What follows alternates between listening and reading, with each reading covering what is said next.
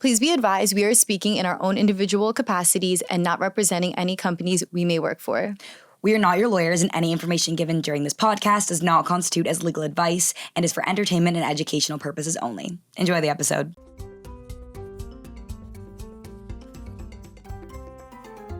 Hi guys, welcome back to Girls Gone Legal. We are so excited to have you today. As you can see, we are missing Katie, but we have an honorary co-host, Sophia. Once again, she's back, our NYC attorney.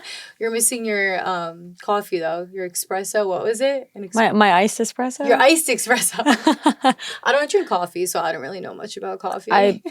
Lawyers and no coffee is not. I don't think that's a thing. I don't know how I got through law school without drinking coffee. I mean, I drank a lot of soda. Coca-Cola was my go-to, but no coffee.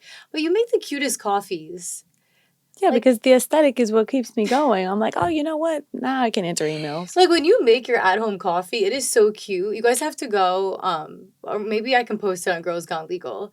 You have to see Sophia, or no, follow Sophia's Greek page. Simple Onira. Did I say it correctly? Yeah. Oh, yes. I've been learning a little Greek.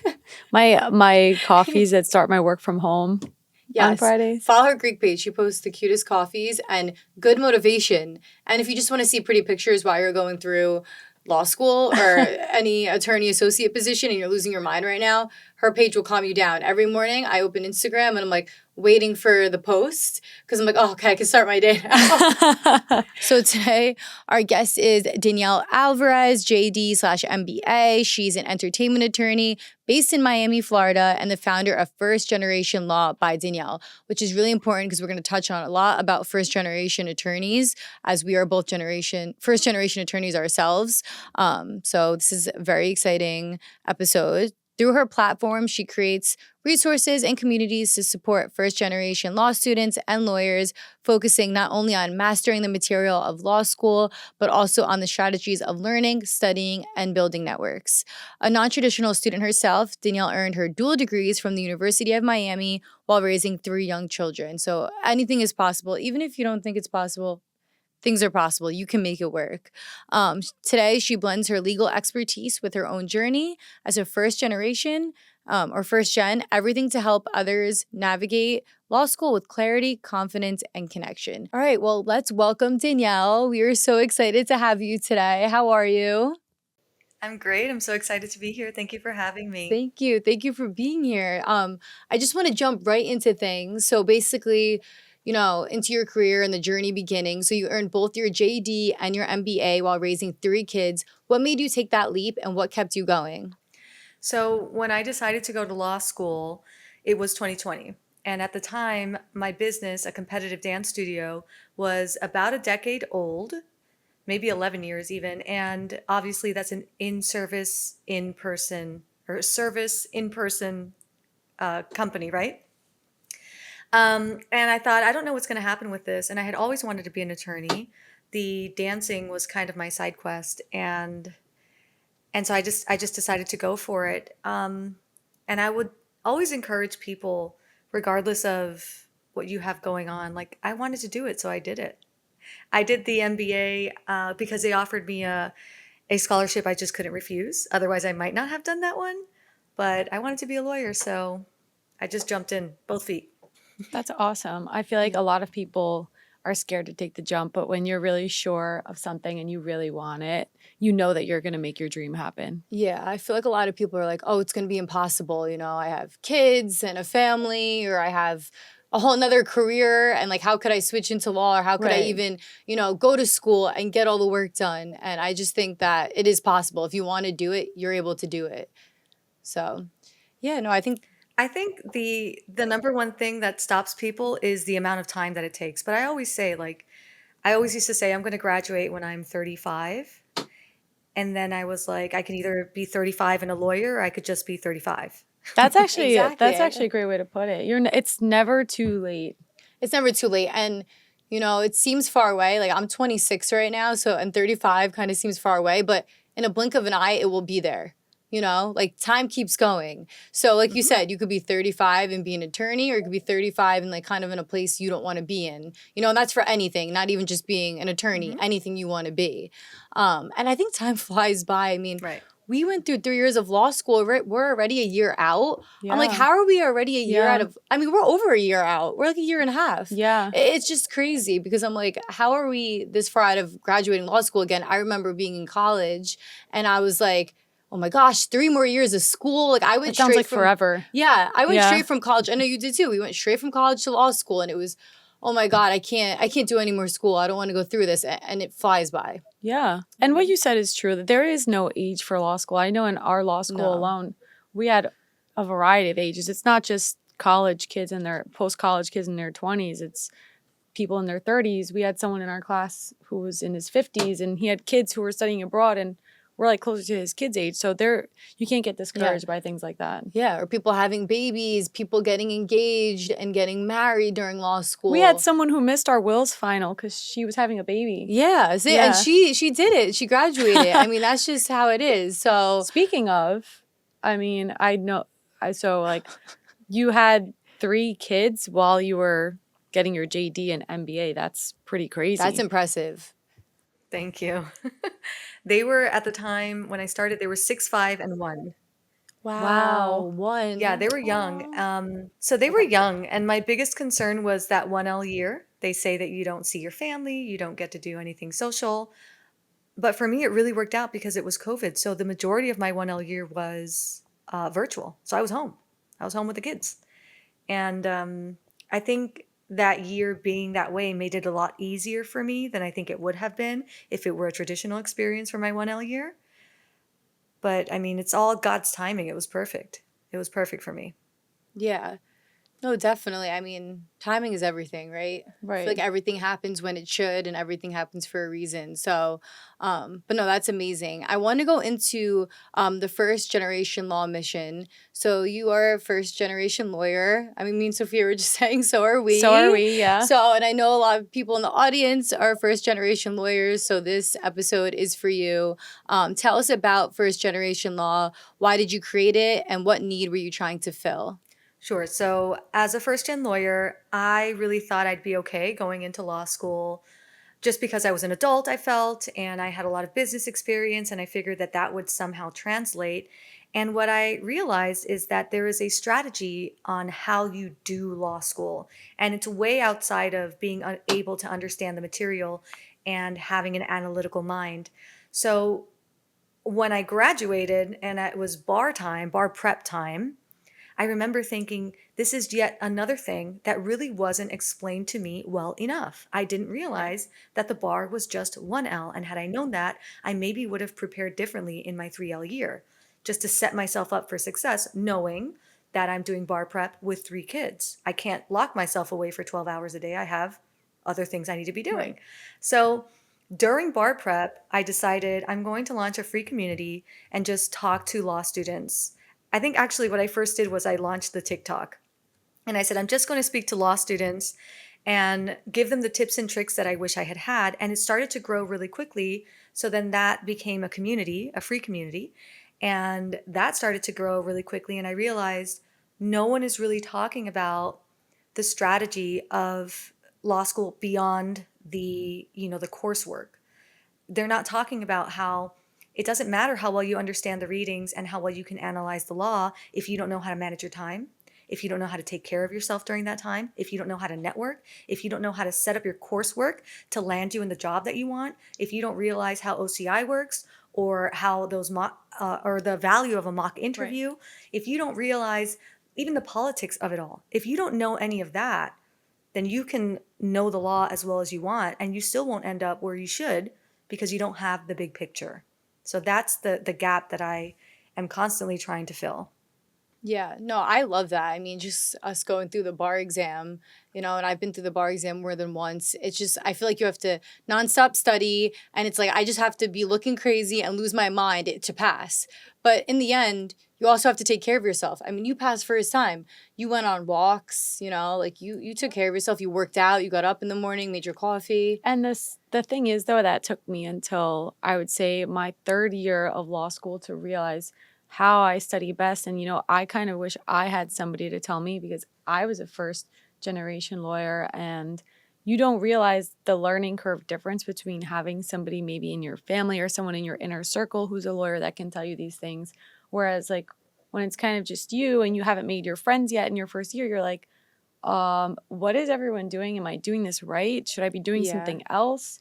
And I didn't even know what you were saying before is like, I didn't realize my 1L classes was predominantly what the bar exam was focused on. And you do start to think like, hey, maybe I would have done something different. And it's important, I think, as us all as first gen that, you know, we can take that and maybe help somebody like us who didn't know. Exactly. And I love the community you're building. I mean, that's something Katie and I really wanted to do also with Girls Gone Legal, is just build a community where, you know, everyone in like the legal profession, and even if you're not in the legal profession, any professional or any occupation that you may be in, just to come together to kind of like lean on each other, and people know that you're not the only ones, and to listen to these things like, oh, I didn't think about it that way, or oh, I should be working more on, you know, a balance and taking care of myself, not just killing myself 24 hours a day. Right. And you know, some of these professions are so scary that it's like you feel like you have to do that, and it's not until you listen to a podcast like Girls Gone Legal or, you know, your first generation community that you're like, oh wait, people are going through this too. I'm not Right. the only one. And what are people doing? And they're still being effective, you know.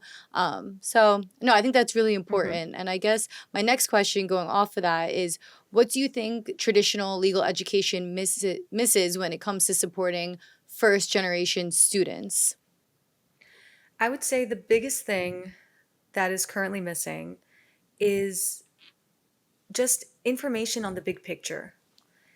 I think my experience and the experience of many of the students that I help through this community is that you're thrown into the readings, you're thrown into the briefing, you're thrown into the rules, you're thrown into the day-to-day, and no one initially stops to show you like, this is the why. So what I'm currently dealing with is a lot of 1Ls who are reaching out for help because they don't understand like, what's the purpose of case briefing? Because no one has told them that you're reading these cases so that you can recognize fact patterns that rules apply to for your final exam. And it's so simple and it seems so obvious after you've been through it, of course. And when I think about it, no one told me that Yeah. either.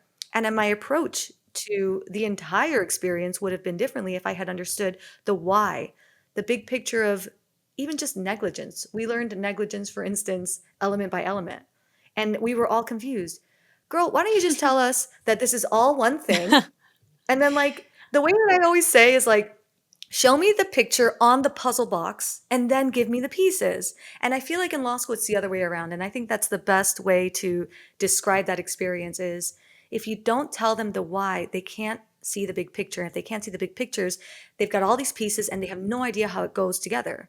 And that's a failure across the board from what I've seen. I agree with that. Yeah. I'd never thought about that, but you're right. It really is like you have these pieces and you don't know where to put them. I mean, I experienced that in my real property class.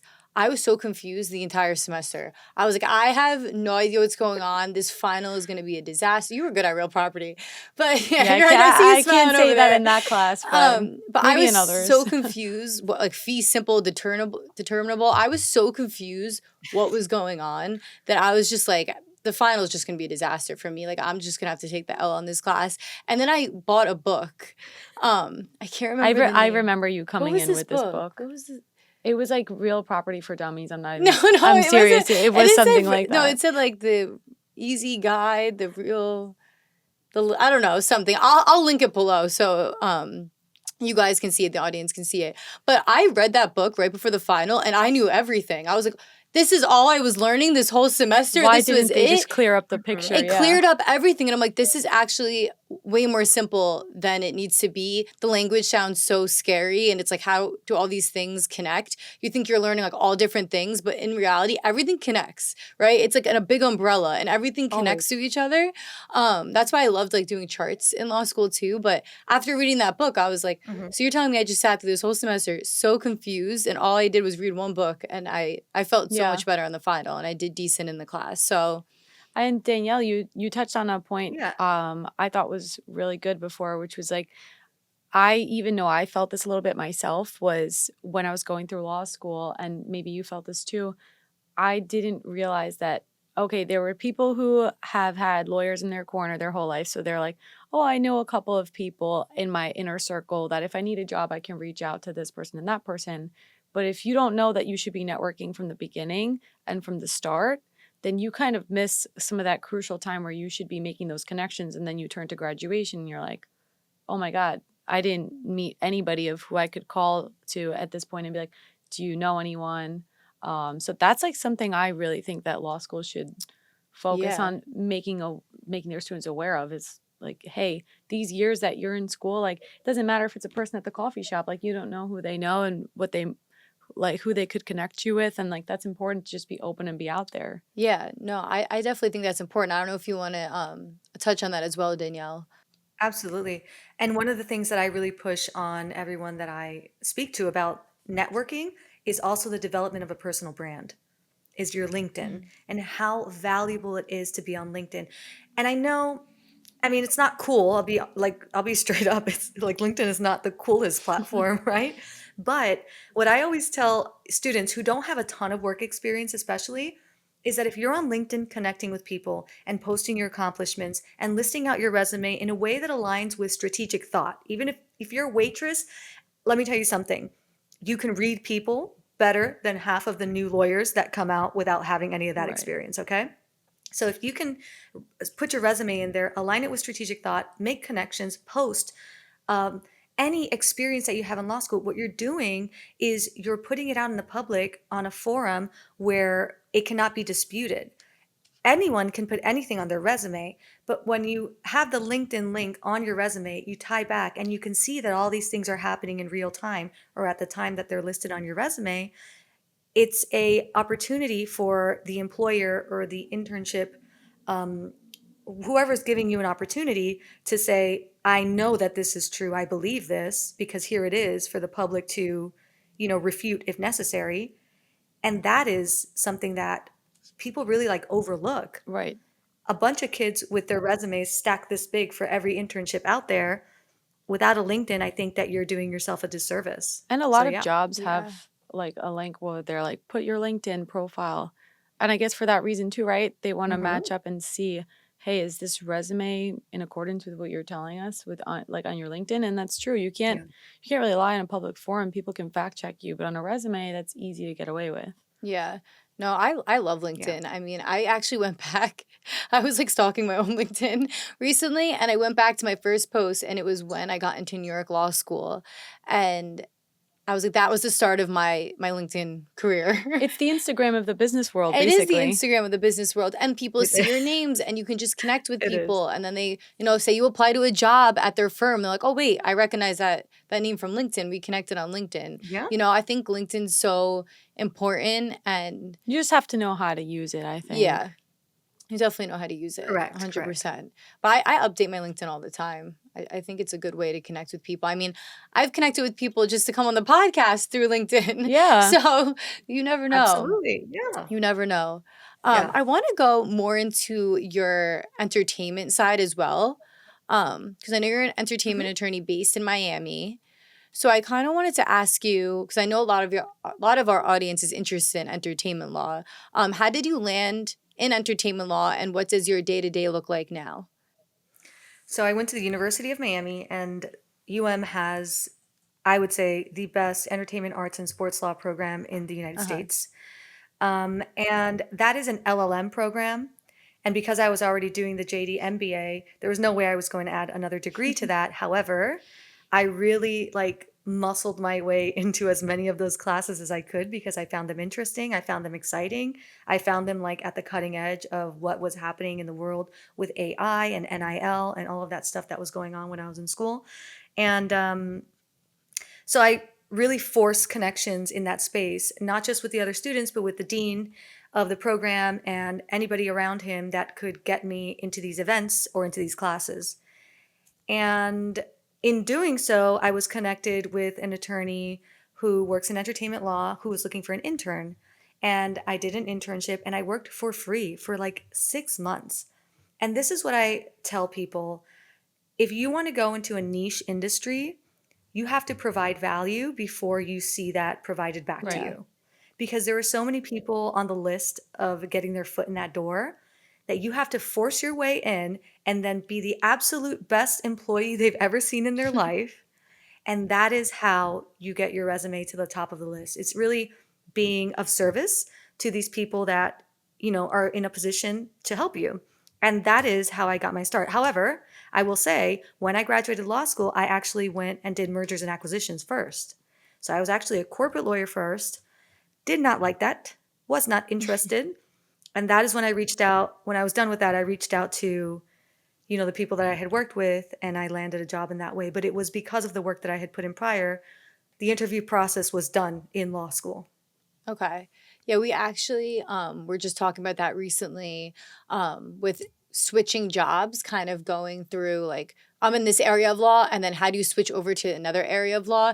And especially being a first generation attorney, not knowing a lot of people in the industry, like how do you get into that? But like you just said, you did it in law school. So I think for the law students listening, it's so important to be networking right now and to be, keeping an open mind and keeping, your LinkedIn messages open so you can just like Yeah. connect with whoever. And also, Yeah. I feel like, and Danielle, you can tell us your thoughts on this. I feel like law school is a good time where if you want to take a different do one internship one semester, do a different one the next semester, just to get a taste of like, hey, maybe I might like this or might like that. I think that's the best time to do it, because that's the only time where it's acceptable, I feel like, on your resume to do 3 or 4 months somewhere and then 3-4 months somewhere else. Yeah. Yeah, that is something I highly recommend. That's what I did. I didn't know what I wanted to do. I wasn't sure if I wanted to litigate or do transactional work. And I tried it all. I went to New York for an internship. I worked out of San Francisco at a tech company for an internship. I worked with the Ritz-Carlton Yacht Collection. I worked in entertainment law. I worked anywhere that would have me to try something That's different. awesome. And it was very cool. It was a very cool experience. And it was really for me because I wasn't sure and I wanted to see firsthand because that's very different. Being there is very different than, hearing about it. And that is what I recommend to law students. Do as many externships as you can. It's a lot easier to get your foot in the door when you're not getting paid. Just is what it is. Do as many internships as you can. If you can split your summer in half, do that. And try two different places in your summer. You're right. It is the only time where it's acceptable for you to job hop is during law Yeah. school. And more importantly than the experience is the connections that you're making. So I actually have a Highly question. recommend. As you're saying, like do as many internships as you can, as many externships as you can. So I know there's a lot of law students, especially 1Ls that are listening right now, and they're probably wondering, okay, so I want to do all these internships and these externships, but how do I? So now I'm in school right now. How do I get involved? Should I message people on LinkedIn? Should I talk to my professors? Sorry, that's the Italian in me with the hands banging on the table. I'm getting excited because I was once in this position, and I know you were too. Like we're 1Ls. It's our first semester. Like, how do we get these internships? What is the first step we should take? First step you should take is speak to the people in your career development office. Then you want to speak to the deans of all the different kinds of law schools, right? So the EASL program or the immigration, whoever is in charge of the immigration law review, whatever you want to do, wherever you want to touch, even if you don't want to touch it right now, maybe you want to push it off to next year, anything you're interested in, talk to the people at the school who are in charge of that. Tell them you're interested and tell them to push any opportunities your way. Then get on LinkedIn and network and reach out to people. And I just posted a video on TikTok recently. I went to a networking event and the kids were asking questions like, what's your day look like? What's the most interesting thing that you've seen? And I'm like, no. You need to be asking me, how do I get there? What does your early career look like? Obviously, I'm still in my early career, but there was another entertainment attorney with 20 years of experience. She was very cool. She worked for Bravo. Oh, fun. The dream. Everyone right? likes Bravo. The dream. I was like, tell me You more. were doing the networking. Oh yeah. I was like, no, I'm just a student today. But my point is, you want to ask questions. Just make the ask. Hey, this is what I'd like to do. Is there anyone I should be connecting with that is looking for someone to help them in their firm? And then, and a lot of people don't want to hear this, but you need to be willing to work for free if you want to work in something cool. That's just what it is. Is it fair? No. but it is what it is. So you have to be willing to sacrifice the potential of money for your time if you want to get your foot in all these different Yeah, doors. no, I've definitely experienced that. I've done so many free internships and externships. I mean, and granted, some of them are for credit, so you're Yeah. getting something out of it there. And there are people who maybe can't be like working for free all the Right. time, through especially going through law school. So I think another good thing to do is maybe get a job at nighttime. Yeah. I mean, we both worked at gyms when we were in law school. Yeah, I For a had little one bit. semester that I was at a pretty popular gym, which was pretty funny. And I would even say like a lot of people told me the advice that you're saying today. They said don't chase the money, chase if you want to be in that niche field, you have to stick it out. You have to be willing to be dedicated to it, and the money comes eventually, which is true. And I think a lot of people get that short-sighted, like, oh, I want it now, and they're not willing Yeah. to wait that extra mile. But it actually, like, if you do, then you beat everybody else who wasn't willing to do it. So it is worth it. I also think when you love what you're doing, like the money will come because you're going to be so into it that you're going to be working and hustling so much that like you're going to see yourself start to just become so successful in that one field because you love it so much. Where like if you're dragging and you're like not happy somewhere, it's like, okay, I'm doing this, but maybe my work's not like 100%. I'm not handing in a perfect memo because I'm not happy where I am and I'm not really growing, Right. where Yeah, you could probably be absolutely. even making more than you are at that point. So I also think like that sometimes too. I don't know if you can touch on that, Danielle. Yeah, I mean, the other side of the coin is you can go work at a firm that'll pay you $250,000 a year and you cannot sleep. That's the trade-off. You're getting paid a lot of money, but you can't rest. You can't go on vacation. You can't breathe too deeply, or you might miss an email. There's trade-offs to everything. And I will tell you, as someone that has had multiple careers, there's no amount of money that's worth your happiness. Never. Yeah. No, I definitely agree. And I was telling Sophia, like, we were talking earlier about like applying to jobs and interviewing and stuff. And hopefully, when this episode drops, I will have a job by then because I'm currently interviewing.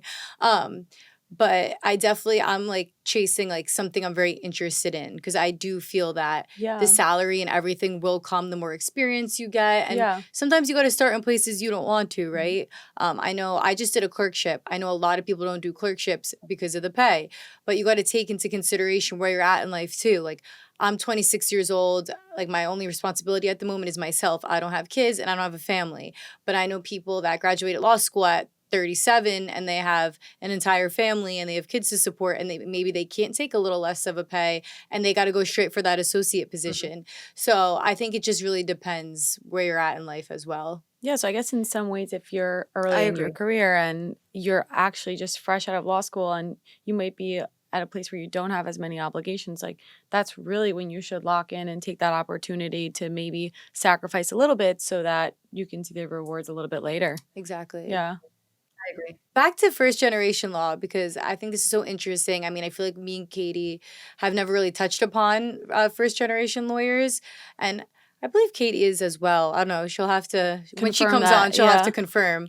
But what's the next step for first generation law? Like, how do you see it evolving over the next few years? And another question, sorry, twofold.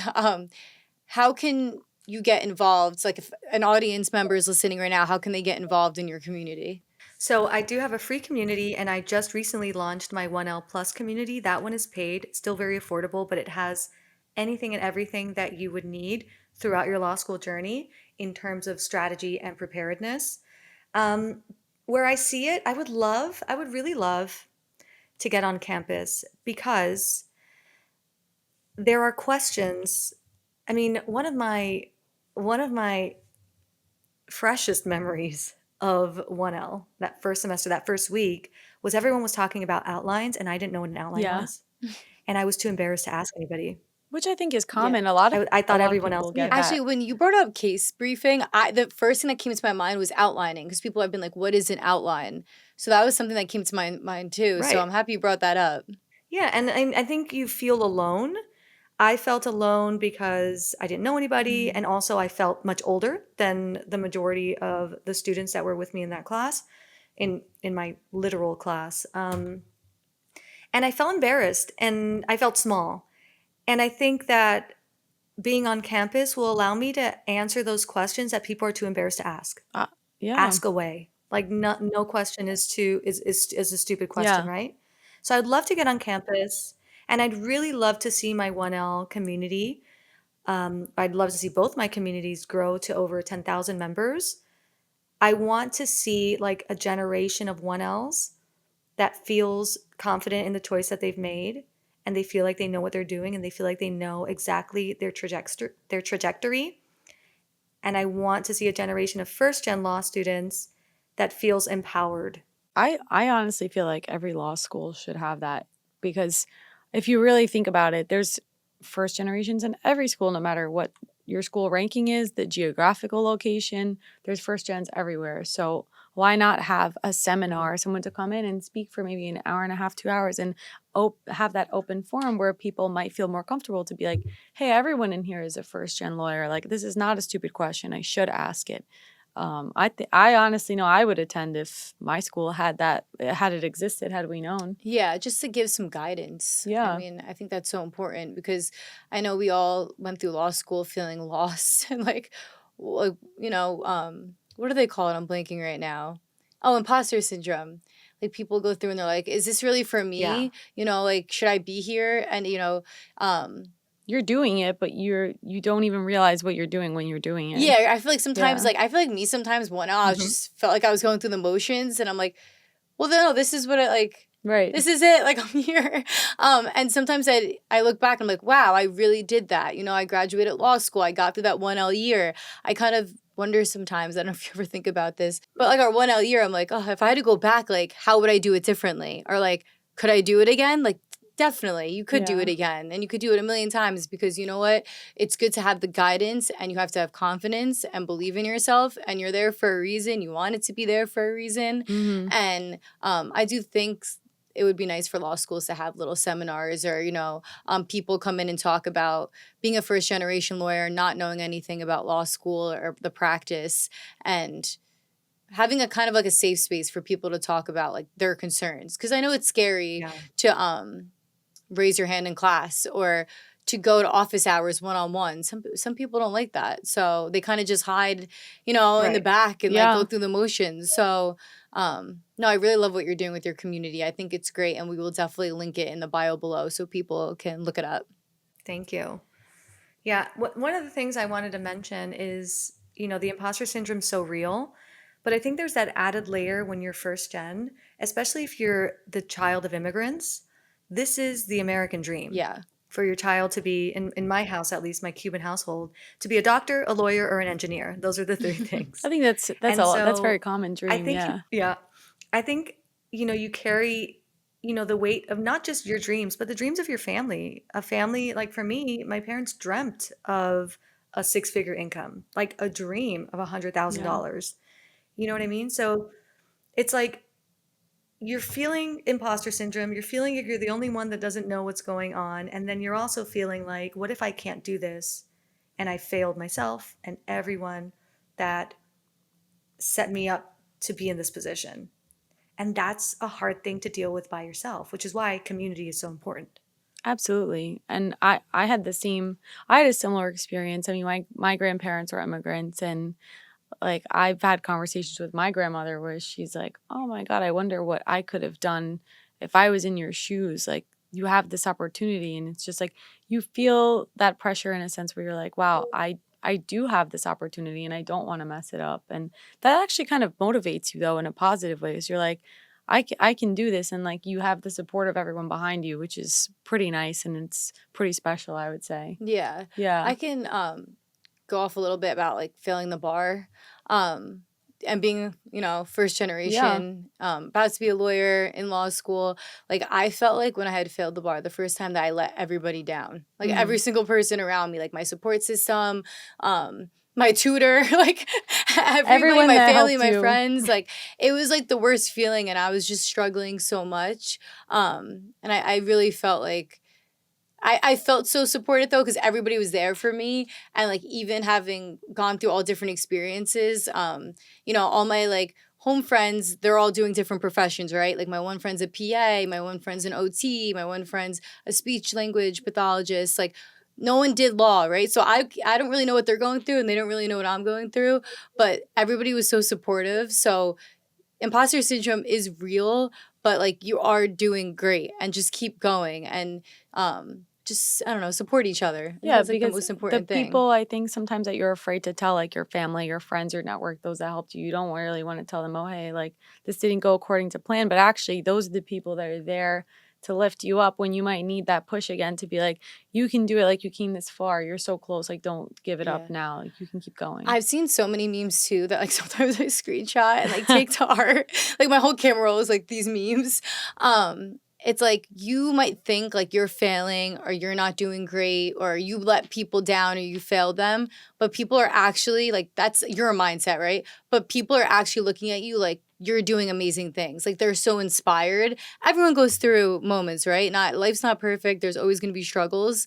But people are looking at you like, wow, I wish I was doing what they're doing or I want to do what they're doing Right. in the future, you know? So like when you're down on yourself, especially if you're in law school right now, you're taking the bar exam, just know that people are looking up to you.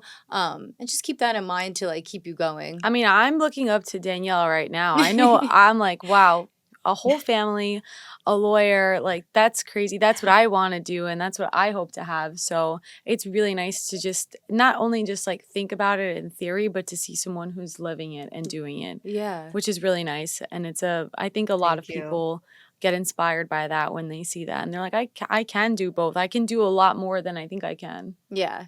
No, you can. We're a lot more capable of what we think, right? Yeah. Is that the saying? Yeah. Yeah. But Thank you. yeah, no, Danielle, you're definitely inspiring. When we first talked, I'm like, come on the podcast. I want to hear about this. This is an episode Katie and I haven't done yet. So we're so happy to have you on. But before we wrap up, I want to do some rapid fire questions, if that's okay with you. Okay, so what is your favorite law school memory? My favorite law school memory is when I Callied my transactional skills course. I was on vacation with my family when the email came in, and I was like, no, couldn't be. And I'm still very proud of that. That was a very difficult class for me, Uh-huh. so I didn't expect it. Oh, that's amazing. Oh, I yeah, love that's that. What's awesome. your favorite law school memory? I have a lot of favorite law school memories. Honestly, I would say becoming friends with you. Oh, that's what I was gonna say. I was thinking that. Oh. And I'll tell you why. It goes deeper than just like law school. Like one, I was stubborn going into law school, being like, I've always studied on my own. I don't need study groups. Like I don't need study friends. And like then I have Nicole coming along and she's like, you want to study with me in the library? And I'm like, not really. And she's Not like, really. That's the truth. That's the truth. And then I was now, like, be my friend, please. Can you be my friend? and now you're like one of my closest networks. And she's the person that I talk to. And it's just like, hey, I'm going through like, not just like friend things, but like career things, like applications, the bar exam. Like we really like, that's a lifelong bond. So I'd say like that was my favorite memory. Yeah, no, I think my favorite memory too, obviously, was becoming like good friends because they're lifelong friends too, right? Like you're gonna meet a lot of people in the legal profession, a lot of people in law school, and the friends you make in law school, we say it's like our friendship's like dog years. Like I Yeah. feel like we've been friends for like 25 years. Yeah. Like, you know, and we've been friends for what, like 5? Yeah. Something like that, maybe less or more. But yeah, the friends you make in law school are so important because you guys Lifelong go through, friends. yeah, lifelong friends. You guys go through a lot together. And it's just one of my favorite memories because I don't know like how I would have gotten through it without like my support system in school specifically as well. I mean, obviously you have your friends from home and your friends from the outside and your family and whatnot, but your friends from law school are really important too because they see You're you in down. you're in war together. You're going through the trenches The highs, together. the highs Yeah. and the lows. So I can just touch really quick. Another memory I loved from law school was I was going through at 1L. I was like, oh my gosh, like I'm not going to make it out of through my 1L year because it was just, I was struggling some of these classes. I was used to getting like straight A's in college. And then law school, all of a sudden I was like hit hard. And I was like, how am I going to bounce back from this? And I remember getting an email that I applied for entertainment co-chair and the Media, Entertainment, and Fashion Law Association. And I think I was in Miami when that happened. happened. And I got the email, and I always say this in episodes. I'm on my way to Miami. I'm in Miami. I love it there. But I like got that email, and I was so excited, and it really boosted my confidence. So if you're in law school right now and you're kind of struggling, do something that's going to boost your confidence. So like maybe apply for a position in a pre-law or not pre-law in a law association. I think that's really important too. Yeah, getting involved. Yeah, getting Yeah. involved. Something that makes you happy. Yeah. One out you might not be taking the classes that you want to take, right? So maybe get involved in an association, your second semester that you're interested in. Yeah. Sorry, okay, I just rambled a lot. No, it's okay. I was passionate about that. I had a lot to say. Okay, do you want to do the next one? So Danielle, what is one thing that you would never do again in law school?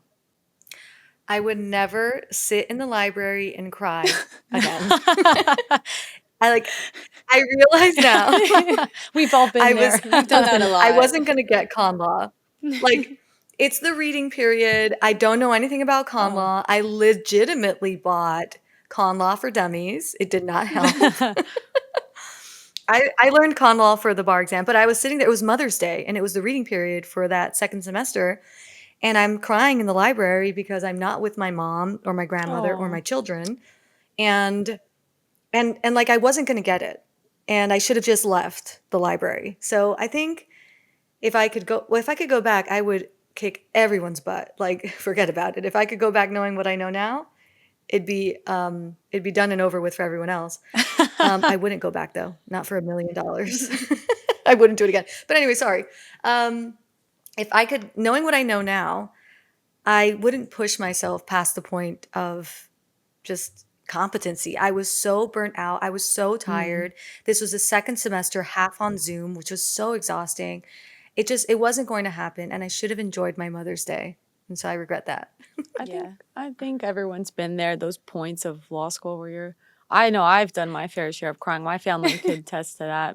My mom definitely was my shoulder to cry on, as well as my friends. But I agree. Yeah. Sometimes the time gets wasted when you're like so stressed out that in the big picture, it's like, wow, I wish I didn't spend as much time crying about that, because it really all works out at the end of the day. It does. I mean, Mhm. we've It definitely does. cried a lot together.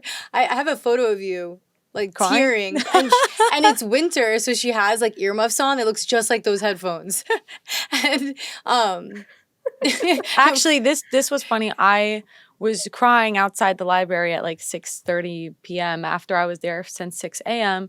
And I'm hysterically crying. And I'm like, Nicole, like, I don't know what class it was. I don't think I'm going to make it. And she was like, hey, wait, Eli Manning is behind you. there was like no one else out on the street, and it was just like this. I wouldn't have noticed Famous Eli Manning football behind player. me because I was crying about my law school exams. I was like, No, but her tears turned like right off, and she went up and she's like, "Can I take a picture with you?" The tear, I was like, "Damn, that was I don't know, not I snapped performative, back but into great." Yeah, reality. you snapped So back funny. quick. I was like, "See, we can snap back quick. If you need to cry, let it out. Snap back." but when Eli into Manning it. comes, you stop crying. Yeah, if you see Eli, stop crying. Or pull up a picture of him. Maybe he'll stop crying. The secret to law school tears is Eli Manning. Yeah. Yeah, that was funny. No, I remember lots of tears. My go-to was like I wanted to go get frozen yogurt all the time. Like I was just stressed out in the library crying, and I'm like, let's go get frozen You were like, yogurt. can we go for a walk and get some frozen yogurt? I'm like, you know what? I need the fresh air. Let's get out of this library. Yeah. So yeah, sometimes you just need air too. Yeah. Sometimes when Yeah. you're having like a little bit of breakdown, but Mm-hmm. okay. Next Sunlight. question is underrated legal skill no one talks about. Ooh, this is a good one. And this is something that I wanted to do like even a webinar about because I wasn't, forget my law school experience and everything I can look back on. This is something I learned in the practice. So few people know how to communicate effectively via email. The practice of the law is passing information back and forth. That's it. Yeah. Especially in transactional work. It's just information going back and forth and communicating effectively and efficiently so you get your message across and you can get the answer you're looking for. And I think so many people, being lawyers and having this mind that is full of information, you end up rambling. A lot of people ramble in a meeting that's supposed to be 15 or 30 minutes, or they ramble in an email and then the partner doesn't want to read it. The skill of effective communication, specifically in writing, and even effective and efficient communication in person is super undervalued and, in my opinion, not talked about enough. There should be a professional soft skills course in all law schools because it's so important. Yeah. Wow, that hit home. I'll tell you that because I'm in transactions and I'm coming up on a full year now. And what my mentors told me was like, "Hey, when you're writing this email, like you actually don't want to say X, Y, and Z to the client. That's too much information." And I'm like, "Oh wow, I would have said that. So I'm glad you told me." Or like or how much that you actually should take the time for certain topics and do explain that because they need to be made aware of what you're doing because they're in the dark, and that's so true. uh, so I definitely think that that's something that they should talk about more. Yeah. Absolutely. Yeah, I agree. I feel like I didn't learn any of that in law school. It's kind of just been like, during practice and, how to address certain people. How are you going to address the judge? How are you going to address your client? How are you going to address another attorney? It's all different. So, yeah. Right, I learned from you how to Yes. address a judge because you were like, "Oh no, you need to write the emails like this to a judge because it's a completely Yeah. different format. Like you're not just talking to anybody. There's Yeah. like a level of respect, and it's like you don't necessarily know that unless somebody teaches it to you." Yeah, exactly. No, that would be a great, It's a great idea. Yeah. yeah, a great course or something if you want to talk about that. That would be really amazing. Definitely. Yeah. All right. And Thank we you. have one more. So our final question for you is, what is one book or resource that you think every law student should read? This is something that I know every professor out there has their teaching style and the cases they love, blah, blah, blah. When it comes down to it, if you want students to understand the material, truly understand it for the life of their career, and especially in 1L for the bar exam, they need exposure to a ton of different hypotheticals in a simple and concise way. And so I always, always, always recommend to anyone that comes in contact with me and is asking about help for supplemental help, I say examples and explanations. There's nothing better than examples and explanations, and they have them across every subject that I've taken. So I imagine almost every subject that exists. Oh, Yeah. that's true. Like, Have you guys used those? no, don't I think I actually have, haven't, no. but I wish I did because like you don't learn the sport by watching it. You learn how to play a sport by playing it. That's the truth. And I feel like I definitely didn't do enough hypos when I was going I through didn't school. learn to do hypos Or until I basically got sometimes to the bar. exactly. And then I was doing like the MBE stuff and I'm like, oh my gosh, like I'm losing my mind here, right? And you go through it a little bit. I mean, we did have a bar exam class for MBE. Like you go through it a little bit, but really like going through it from 1L I think is the most important because Yeah. you want to get that skill in your 1L year, your 2L year, your 3L year. You take the bar, it's like it should be like not a piece of cake. The bar's not easy, but like But it you should be should like, be oh, I've been comfortable with practicing this for Well, but 3 it shouldn't years. it shouldn't feel like you're Right, dying. absolutely. Exactly. Like Yeah, bar yeah. prep, I mean, I agree. bar prep was traumatizing. PTSD, hair loss, like it's no joke. Yeah, it's no joke. And I'm like, I went through 3 years of law school, right? Like, why am I felt like, why am I struggling so much? I know everyone does. The bar Yes. exam's extremely hard, right? But just like, I wish I took some different approaches in law school if I could go back. And that's why I To love prep talking about better. it now, to prep differently and prepare myself. Like, you might be, I mean, don't start studying 2 years in advance, but like, just everything you're doing is going towards this end goal, right? And I think for me, I was in school and I was just like, that's so far away. Like, I don't even have to think about it. But no, like, I wish I thought about it a little Right. more. Yeah, But this goes back to my point about the big picture. exactly. If we're going to go through 3 painful years of law school is not easy. The bar is a completely different animal. How is it that we are not already thinking this way if this is the thing that's in the threshold of the actual career? Exactly. You can do the 3 years, you can get your JD. This is a whole different experience. Why aren't we prepared to think our way through these questions? Yeah. That we have to go back and like relearn 1L, that's a whole different thing. And especially if you have the state stuff, Florida law is it's no fun. But why am I not prepared to think this way if this is what do they say that the bar is? It's like the baseline amount of knowledge that you have to be a Right. successful That's what they attorney. call it. That's 60%.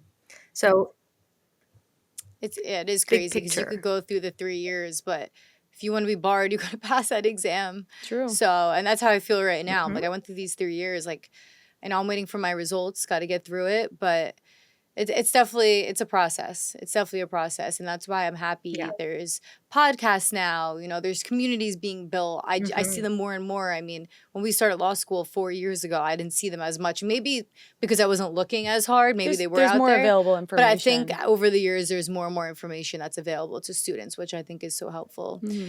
But all right, well, thank you so much for joining us today. I think that was all our rapid fire questions. Do you have any other questions you want to ask, or? I Good. think that was what I had for the rapid fire questions, but that was great, honestly. Yeah, no, we really appreciate your time, Danielle. Thank you for coming on Girls Gone Legal. I know Katie had to miss out on this one, but I'm sure we can, put you in contact, and if she has any questions, she can reach out to you too. Thank you guys so much for having me. I had a great thank time. you. And Thank we'll talk to you. you soon. And we can link your first generation community in the bio, as well as your LinkedIn for, if students, if you're okay with students reaching out if they have any questions. Yeah. Yeah. Absolutely. All right. Well, we Yes. appreciate your time, and have a good night. All right. Well, thank you so much, guys, for joining in today. I hope you learned a lot of insights and good information from Danielle. I think this was a great conversation. Absolutely. I really enjoyed Danielle today. Yeah. And if you're a first generation attorney, or if you're not, I think this episode will be really beneficial to watch the whole thing. So in the meantime, follow us on all our socials, LinkedIn, Instagram, TikTok. What else we have? Spotify, YouTube. Subscribe, connect, message us. We want to hear your thoughts. We want to hear your opinions on everything. We also, Katie and I, want to build a community. So we just want everyone to be involved. So stay sharp, stay stylish, and stay legal. Bye, guys.